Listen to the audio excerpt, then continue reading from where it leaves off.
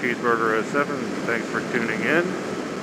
Today I'm going to give a review on my 2009 Yamaha FZ6. I had a couple people ask me to do a review. One guy was wanting me to do one because he was thinking about getting one.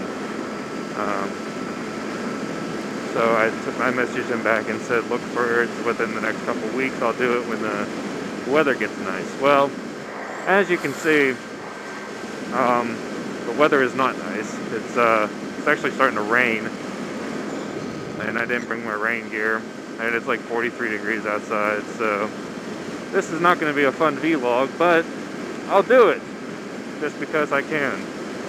Plus you'll get to see me ride in the rain, in the cold rain, which I vowed never to ride in, but well, days like today you kind of just get stuck riding in it, so oh well. So here it goes.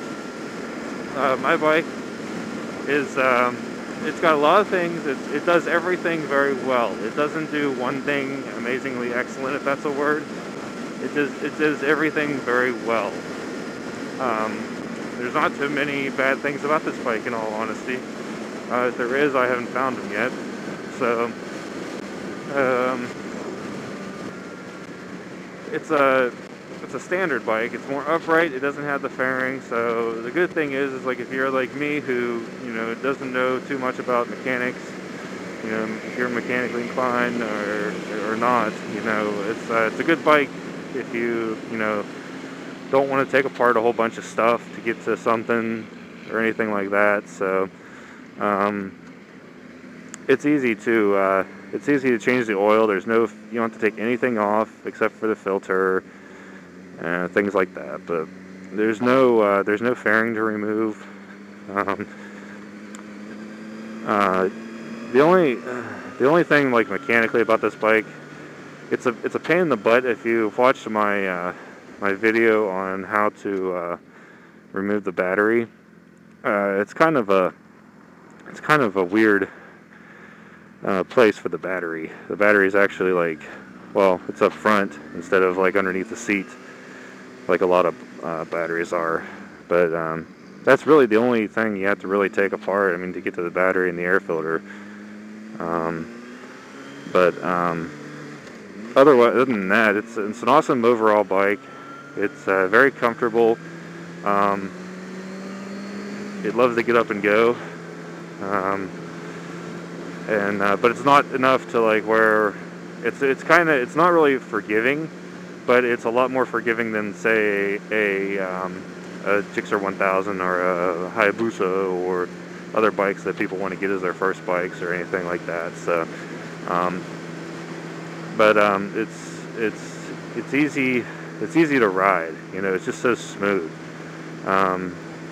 Mostly because it's fuel injected, but it's real smooth. The suspension is kind of rough, but it's not to the point where it's going to matter on the street. Now, if you're going to do a track day, you might want to upgrade your suspension, but other than that, though, this is a great bike. Great overall bike. The mirrors are actually useful,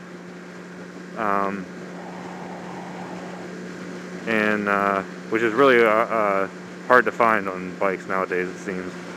Sport bikes and standards, useful mirrors. So that's a good plus. The exhaust is not loud, but it's not quiet. So it's not going to annoy people, but it's going to let people know you're there. So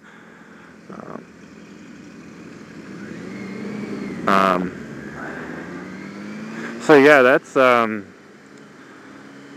but this is a bike that I could see myself owning for 10, 15 years. It's one of those bikes, unless I've won something new, of course, but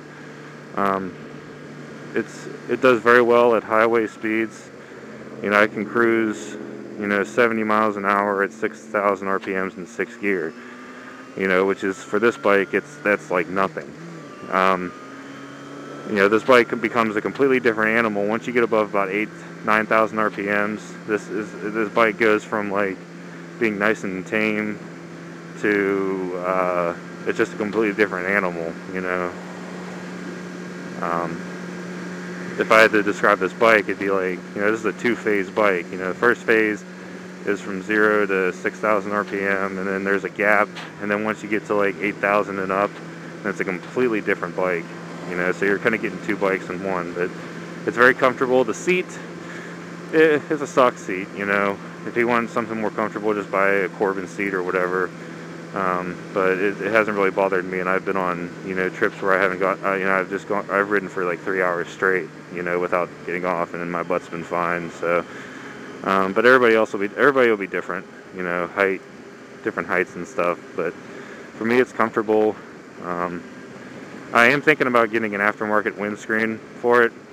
I was actually looking at a Puig, or however you pronounce it, sport racing windscreen,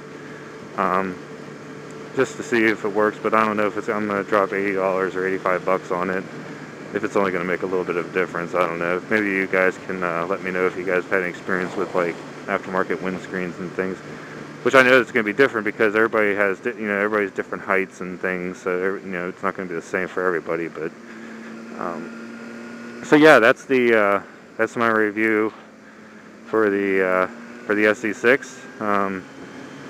If you can get a good deal on this bike, I'd get it. I mean, if you're somebody who wants to commute, it's an excellent commuter, and just to cruise. And also, you can tear up the twisties very, very fast on this bike. This bike will get up there. So yeah, if you guys have any questions, just message me or drop a comment down there, and I'll answer. I'll try to anyway, to the best of my knowledge. Like I said, I've only had this bike almost not even a year, so some of the questions I might not be able to answer, but I can try to give you an honest opinion or an answer. So yeah, that's my bike, and hope and we'll see you guys down the road.